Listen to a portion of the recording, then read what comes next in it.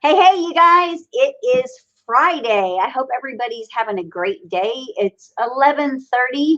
I think everyone should be feeling really good. I think everyone's had a great week here in our office. We've had a super great week.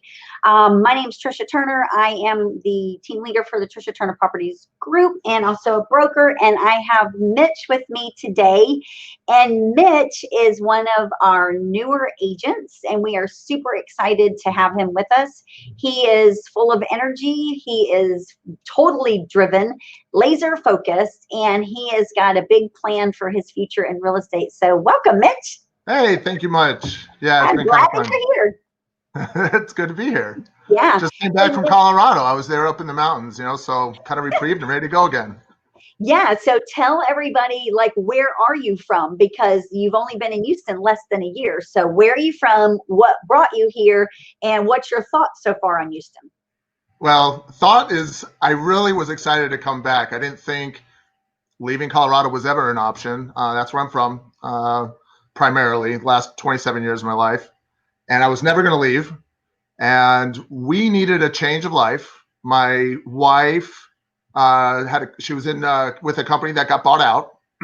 They were primarily based out of Houston, and she had gone to high school here in Katy. Oh, My wow. kids, yeah, it was cool. So there's not complete, there wasn't no ties. Yeah. And my kids had friends from a youth group that lived in Houston, San Antonio. So we had some kind of ties to the area. Okay. And we looked at each other, we looked at the kids, and we had conversations, said, well, what if mommy gets relocated? And then what if mommy doesn't want that job? Do we want to consider moving because we kind of need a change of life? And long and the short of it is we just picked up and moved, and here we are. And how many kids did you move? We moved five. Oh, my Five God. kids. Yeah, it's kind of cool. Yeah, it's a And lot. one had one foot out the door. He's back up in Colorado already. So you guys have been here less than a year, and what's the consensus so far? Do your kids like it here? We moved kids out of what they knew.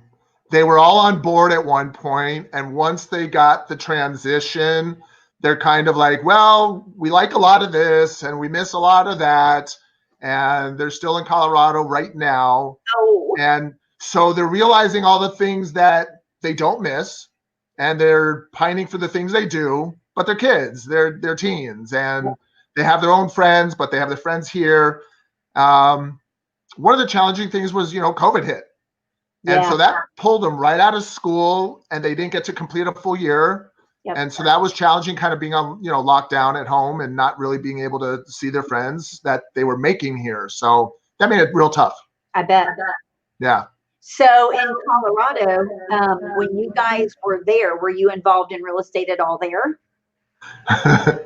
So real estate for me is kind of like this 26-year project that I was on target to be in real estate somehow, some way, someday.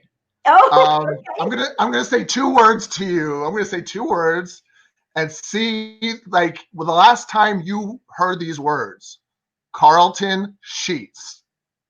Do you remember that guy? Oh my gosh, yes. From the late 80s into the 90s. Was it like an info commercial? Yes, exactly. I don't even remember what he sold, but I remember that name, and I remember seeing it. Okay, so check it out. You can buy homes with no money down. Just assume all the loans. Just assume everything. That was it. So you signed up? I did. I got nowhere. But, I was in college, and I'm like, hey, this guy makes sense. Let's just do that. So I met this, there was a girl in an acting class of mine. So we're talking, again, like 25, 26 years ago. And she was in school for real estate. And then I said, so is it possible really to buy property without money? Because I'm a college student, I have no money. Yes.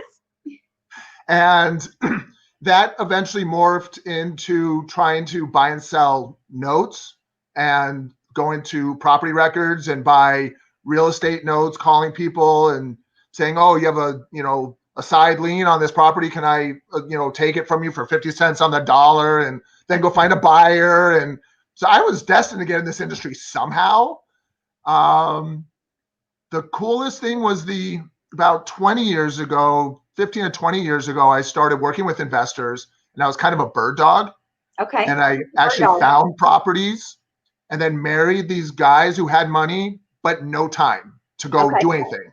Well, I had no time and no money, so we put the two together. And I would find properties for them to invest in, and I would just get a cut. And eventually I thought I was a big shot, so I went to try to get my own. Got hard money at a point a month, so I was paying, 12. Yeah. It was crazy. And had a bad contractor, messed up one property, had to file bankruptcy, foreclosed, everything, the whole thing, one property, because I thought I was big shot. I knew what I was doing. Yep. And so, but no matter what, I just kept going. And, I'm here now. So. Did you have your real estate license then when you did that? No. Okay. I was working on it. And again, being completely broke. Here, I filed taxes one year. My AGI was $12. We had no money. And that's not because of deduction. That's not because I had deductions. We were just broke. And so. It's not funny, but I've never heard of it. No, but right? It's crazy. If not by the grace of God, I have no idea how we survived. We had great community around us. And it was just, we look back, we don't know how we did it. We just did. And here we are. I was working on a license. It was high foreclosures. It was the wrong market for somebody who had no money to float in Denver. And I was trying to just do whatever I could to just keep money going. And just to take care of my family. We had 2 kids at the time, and then we had a third. And gosh, that's crazy. Yeah. Okay, so is it true what they say about the Colorado market, that it's always on fire, that it's always a seller's market, and that homes literally are on the market sometimes like 7 hours and multiple offers? Is that true? A lot of the time, and it does go through waves. But the one thing I noticed, so in the early 2000s, it was one of the top foreclosure areas in Denver. Okay. But one of the things I noticed, and it was consistent, they don't have the swings like some of the other states did. Like Florida had this big bubble along the Gulf Coast that was just a wreck, people buying stuff to just turn around and sell it. And, California obviously is another one of those. It's just huge. Yep. But Colorado always has pockets. So there was like a little pocket outside of Denver that just grows a little bit. Okay. And then north a little bit. And then they'll vitalize another area. And then something will go down a little bit. Okay. But over the course of time, it's just higher and higher. So it will be times where they'll have those 7 days, 7 hours, like you said, with multiple offers. I remember going for investors, and there were literally 200 people. And this wasn't a foreclosure. 200. And it just blew my mind. And it might have even been a meth house for all I know. It could have been. All right. Suppose now there's just a bunch of pot houses, right? Oh, yeah. Oh, yeah. My wife, when they were back there, they were in the hotel. They're like, yeah, you can smell it. To me, that's insane. So I've been here my whole life. And so I've been to Denver and I've been to Colorado, but I don't think I've been there since then it became legal there. So you being from there all these years, did you see a huge difference once pot became legal there? And if so, what was the difference? What did it shape and how'd that look? So at the time, people were already moving in from California. So I'll tell you, when I moved there in the early 90s, there were 2 places you didn't want to be from. One was Texas. Why? The other was California. Well, there's some sort of beef. I don't even understand it between Texas and Colorado. Oh, I didn't know that. Texans love Colorado. Colorado loves Texans to come and go and just drop their money off. And then they hate Californians because they just went in, bought everything for cash, and they just, bring California stuff. Yeah. So that was one thing I learned very early on. But what changed was really homelessness increased because a lot of people came and it's an amazing climate all year, just Really? phenomenal climate. You must like cold then. Yeah, I imagine it's second to San Diego. It's cold for just a little bit, except I mean it could have a bad winter, but otherwise the winters are, it's so high, so the sun is brutal even if it's 50 degrees out. It's hot. So the winters are great. The summers are beautiful. It's cool every single night in the summer, Wow. 70s, 60s. It's just phenomenal in that sense. So it attracts a lot of people. I bet. And what I've seen is just people just kept moving in. USA Today kept saying, "Oh, best place to live is Fort Collins," and Fort Collins grew. Oh, it's Colorado Springs. Colorado Springs grows. So thank the newspapers. Everything grows after that. And the marijuana thing really impacted the homelessness, and people moved there, and they were able to chill, I guess. And so, yeah, I think that was the biggest impact. It wasn't really directly on the market itself from what I saw. So now when you go there, are there literally just people sitting around just smoking pot everywhere? It's I think we can draw, create a picture in our mind that's a little bit on the, kind of an exaggerated standpoint, to that. I imagine it increased a little bit more than what already was. Is people want to smoke pot, especially in Colorado. People that are chill, relaxed, mountain. Yeah, it's mountains. Right. So that whatever people wanted to do, they were doing anyway. It's just now, if you're out in public, it's relaxed. You can just drive to the dispensary. So I think just the excess of it might have increased a little bit. And some places, oh, somebody's smoking, whereas before they were probably a little bit more private about it. Yeah. But they're not all strewn across the streets. And so do you think it made it better or worse when they did that? What have you seen there? Well, if the tax money went to where it's supposed to, it's much better. Right. Isn't that the truth? It's always something like that. Yeah, I mean, that's the only thing I can imagine is, as far as housing and people, Colorado's just such an attractive place to be. The crowds are just out of hand. I stopped going to the mountains a while ago like I used to. I stopped skiing. I stopped hiking, which was one of the deciding factors for me personally. My wife asked me, when was the last time you really went? We stopped enjoying going because the traffic was so unbearable. It detracted. You want to go to the mountains to get away. And now with COVID, it was great. I went to the cabin. There was no traffic, no people. It was like it was, 7, 8, 10 years ago. Nice. So it was really nice this week. But in the past several years, it's a bummer. It's very unfortunate. What used to be an hour and a half and no people on a trail is now 3 hours, and it's just strewn with people up and down a trail. So it's that's hard. People still go. People are going. I don't think it's just marijuana. So when you guys packed up your whole family and left Colorado to come to Houston, did you have a job lined up, or was it like, let's just go and do this? We had nothing lined up. Oh my gosh. We had nothing. We had savings and we had prayer. And we did have direction. I mean, we know what we wanted to do. Mm-hmm. I stayed back in Colorado for a month and finished working a job I had there.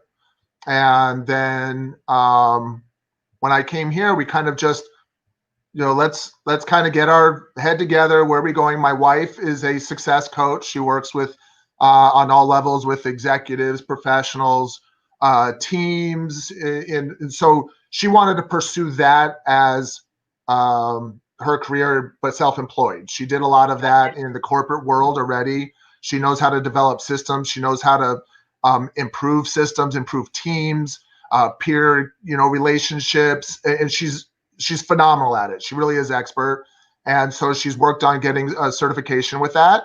And so she had that as a goal. I started taking online real estate classes before I came, and she said, I don't know if that was part of the plan. Can you put that on hold, please? I took one class in September, and she asked me to put it on hold. At least, can you just do a year? Give me a year to do what I need to do, because I don't want us both self-employed. Can you go get some work? So no problem. I totally know she was corporate for 14 years. She should have what she wants. I'll do what I have to do so she can pursue that dream. Yeah. And of all things, I got a job selling cruises. So tell everybody what you were doing. So I was working for an awesome company, Vacations to Go. And I, don't mind plugging them. They're an amazing company, and they'll come through this whole COVID thing. But I was there. I started there, and I actually applied 4 times. My fourth was walking in the door and saying, "Look, you need to hire me. I'm gonna kill it here." So they took me in, had some interviews, got hired in October last year, 2019. And I was actually on pace to clear 80,000 my first year. I mean, I was doing real well. And COVID started to creep in January, and we're still telling people, oh, it's it's gonna be all right. There was been norovirus and all these other things, and SARS, and then all of a sudden the Diamond Princess in Asia, started be locked down, and people were freaking out. And I don't blame them, but we're still, oh, it's fine. It's not in America yet. Then more started happening. Italy started getting crazy, and now we're trying to oh my gosh, what are we going to do? So were you also selling cruises? Right? I mean, it's just nuts. Hey, you want to go on a cruise? Yeah. Well, and we had ours booked for April, and I said to people, I was still going. I don't care where it's going. Not. It's nuts. And so but then the cruise lines were really taking it seriously, and they told people, we're going to take temperatures. We're going to do extra, like if you have a temperature of 100.4, you can't cruise. We're going to do extra medical checks. I mean, they really were already trying to do as much as they could. Yeah. But by the busiest time, it's called wave season, January to March. And by the time February hit, and then the end of February, we were dead. We had all the calls were just canceled. Nobody wanted to book. You can imagine. Oh yeah. So the beginning of March, I went on a Friday, March 6th, I went on a Friday, and there were within 15 minutes, we were said, just get off the phone, put them on hold, just you call them back. They brought in about 100 of us. We were all the employees that were hired pretty much from September through that, February. And they said, pretty much, sorry, take a box outside, you got to go. Wow. And it was crazy. And okay, I get it. I came home and was not, as a typical guy, I didn't have a lot of couth and walked in the door with a box instead of my wife was happy to see me home early, and I could have just, hey, hon, I'm home, and then gone on a walk. And I just want to let you know. No, I come in with the box, and she was like, turn around and try again. It was not good. It was not good. And went out to eat and ordered a Corona. And, it was, yeah. So then we're just kind of, now what? So now what? Yeah. Where do we go from here? It's crazy. And so then did you ever think about doing anything other than real estate? Or was it like, no, I'm going to finish what I started and I'm going to do real estate? Well, so that's what came to my mind. I was driving home. I remember driving home, and the office was, in the Galleria. This was, without traffic, it was about 25 minutes home. Yep. And I was on the highway. And then when I got off, I stopped in a parking lot. I just sat there thinking, okay, how am I going to approach this with my wife? What direction are we going to take? We have no income. So now, how far are we going to be able to go out? What do I need to do? And I just thought about it and just how quickly can I get my real estate license and just get after it? How many months and what can I do? Or can I get a job just kind of to bring in a little bit? And I just kept going through it. And I said, okay, God's got this under control. Something big has to happen here. So what can I do myself to implement that? And when my wife finally forgave me for approaching her that way, and we had a discussion, it made sense. Get your license now because there's nothing else going on. Just get it out of the way. Yep. So I went and talked to Champions again, and I was there. I happened to be able to go in and sign up the day before they closed their offices. Wow. It was crazy. I went in and talked to them, and then the next day I went to go get my books, and they said we're closed. And that was it. So I did all my classes in less than 3 weeks online, just did 2 a days. And then all of April, I was able to study because the testing center wasn't open. Yep. So I did I was very strategic with it. I wanted to get my license as absolutely fast as possible so I could start working as fast as possible. Yeah. And I contacted the real estate commission, and they said, okay, if you're in classes, you can pay your fee, sign up for your fingerprinting and your background check, and then you can, as soon as you're done, you can schedule your testing, and you're fine. So I had all of that scheduled for right after my class final, got my fingerprinting, got my background check, studied every night in April for my test, scheduled the test for the beginning of May, and that was it. I started interviewing brokerages at the end of April, beginning of May, knowing I'm going to have my license. I'm going to pass that test because I got to get going. So, oh yeah, amen. Yeah. So was there a time when you thought maybe you had made a mistake? Was there ever like a second guess, maybe I shouldn't be doing this? Or was it like, I'm going all in?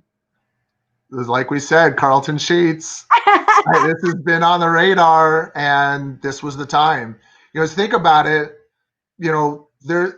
COVID happened. The world reacted how it did. Yep. The country did what it did. Yep. And I can sit around and just be scared out of my gourd. What am I going to do? Or just get after it. And I looked at my wife. I said, we are actually in a position to just do it now. Just do it.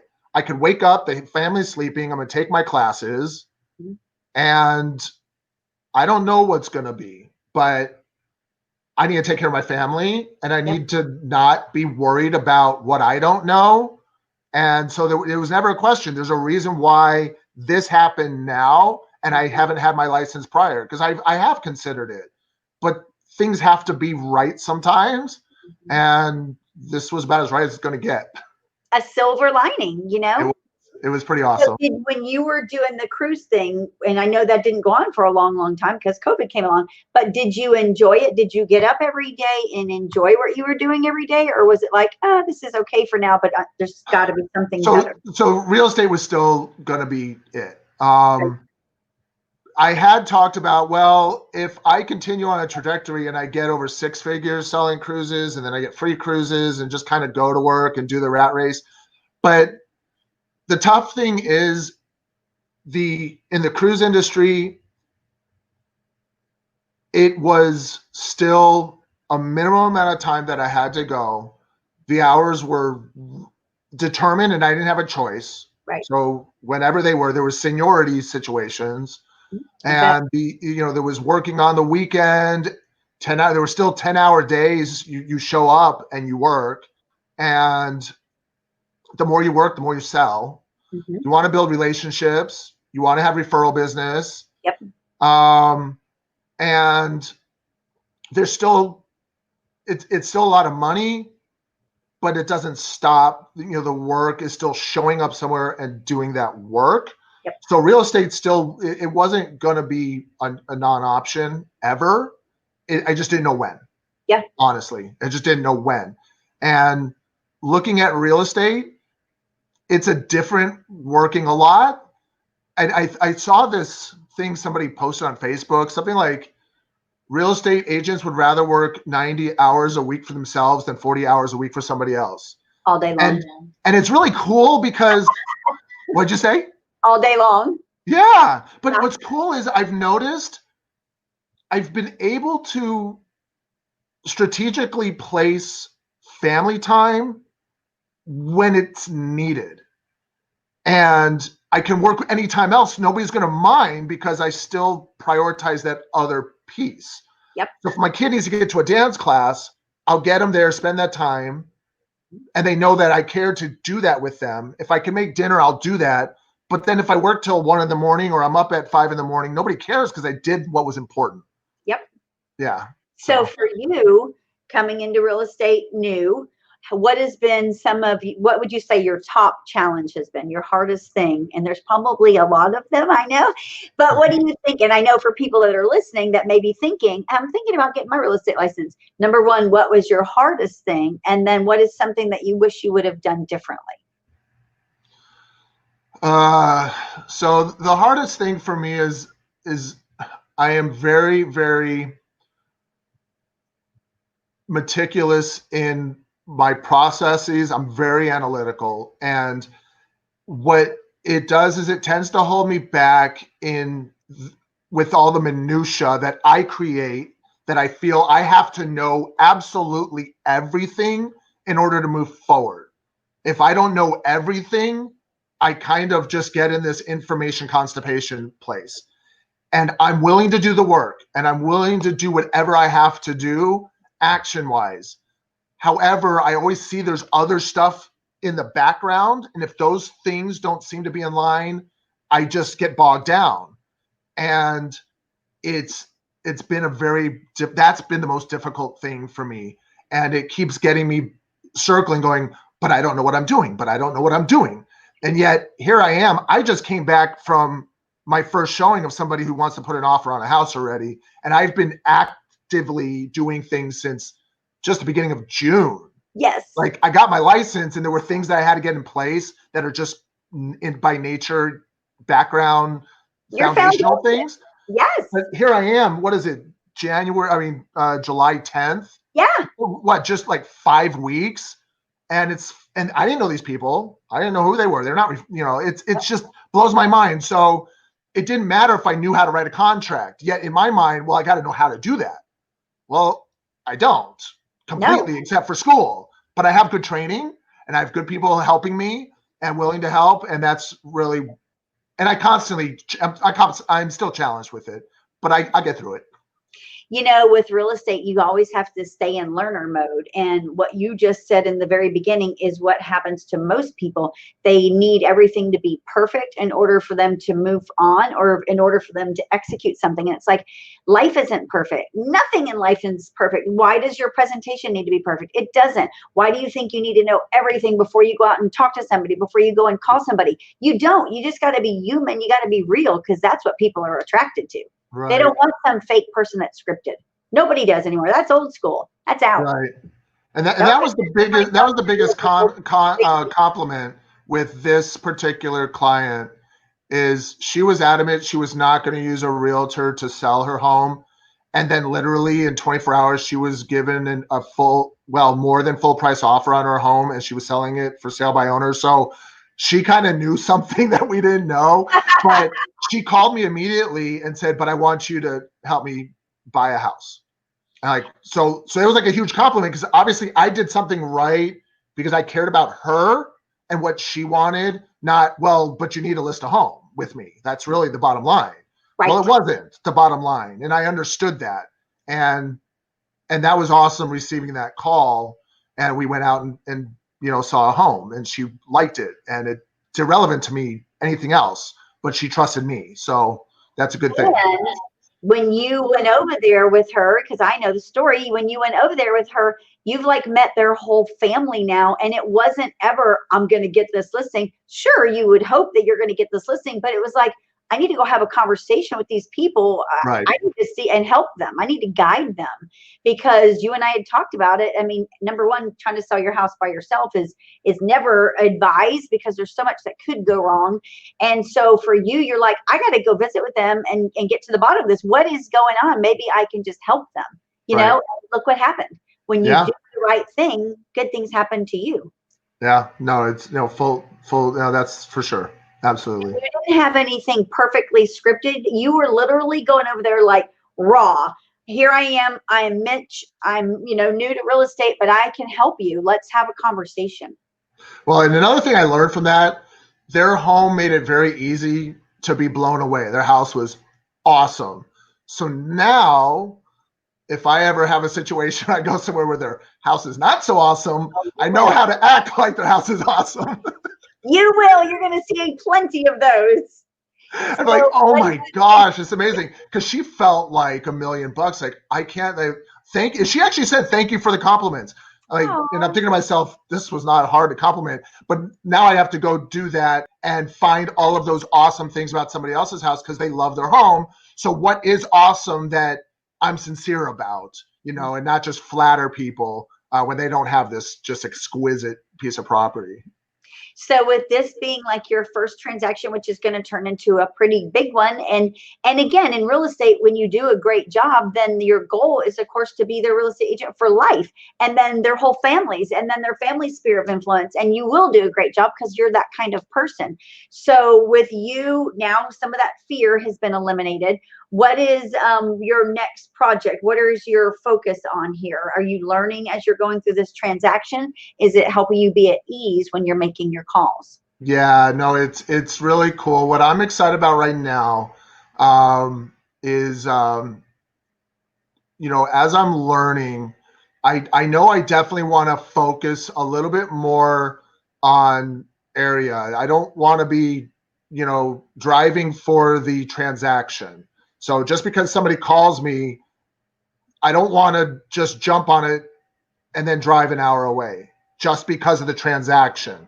Yep. And that's what I have been doing. And I don't find that efficient. And I don't think I know much of anything because you know, in that sense, because I'm just all over the place. What do I really know? So I kind of want to rein it in a bit and, you know, start to understand what I have right here in my backyard.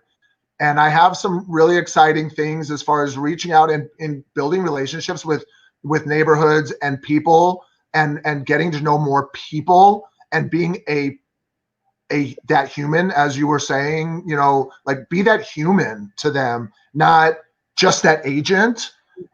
And they'll know I'm an agent and I know whatever they do and whatever I could do to help them, that's long term. I'm an agent for life. I'm not an agent for your transaction right now. Right. So that's my focus, you know, trying to market around that in a useful way. Like, what can I provide every single time I reach out? What can I provide that's of use to them now or might have value in a short period? But that's the point. How can I better your life in one way or another? I love that. That was perfect. That was a perfect way to end this. Hey, before we go, you are, you know, you're growing and you're doing everything that you need to be doing. So for the new agents out there or anybody that's thinking about getting into real estate, what is one piece of advice that you could give them? Don't overthink everything, and your ducks are not going to ever be in a row, ever. But you need to do the actions to help you move forward, not the minutia that the state requires, because that stuff you'll learn. It has to be done, and people will help you do it. You need to do the actions to give and help, and that's helping. That's meeting people. That's reaching out to people you know. That's following up with them, staying in touch. Those are the things that's helping. That's what, you know, absolutely need to do. I love it. Thank you, Mitch. Absolutely. Hey, how can everybody find you if they want to? Now, Mitch is in the Katy, Fulshire, Richmond, Cypress, anywhere west side. That's kind of your focus, isn't it, Mitch? Yes, absolutely. How can everybody find you? Give them some contact info. So yeah, my number is Colorado 720-496-3369. And email's always easy. It's mitch.cohen, Cohen, at exprealty.com. And for everybody out there, Mitch, of course, is one of our newer agents, but EXP was an attraction. I'll just end it on that. Was an attraction to you. Why? Was it because it's the fastest growing real estate company in history? Oh, EXP is awesome. It's just a phenomenal platform. I've used it at late at night, just being able to access things from home, being able to communicate. There are tremendous resources that are all over this country that I have access to, that I've been able to learn from, that if I'm in a local brokerage, that's more or less where I'm limited to, unless they have a seminar and they bring people in, or I have to travel somewhere. I could just pop on a live video like this and learn from people from all over the place. So that's been awesome. I love it. Thank you for being here, Mitch. Thank you. Guys, I'm Tricia Turner. We are Tricia Turner Properties Group. This is Mitch Cohen, and we are here to serve you guys. Thank you. You're welcome. Y'all have a great day. Bye.